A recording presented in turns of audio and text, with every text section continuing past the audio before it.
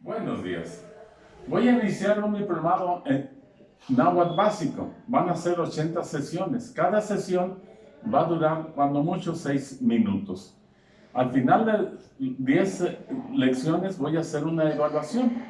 Como requisito para aprobar esas primeras 10 lecciones es tener impreso en papel esas lecciones. Y al final de cada lección, tener una síntesis breve, muy breve, de lo que trató esa clase.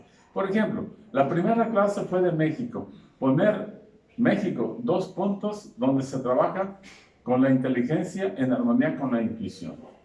Y así van a ser 8 bloques de 10 sesiones, y al final de las 80 sesiones, el que haya aprobado, el que me tenga todas las respuestas correctas y además un apunte de las 80 sesiones, le doy el diplomado básico de náhuatl y es aprobado por la Secretaría de Educación.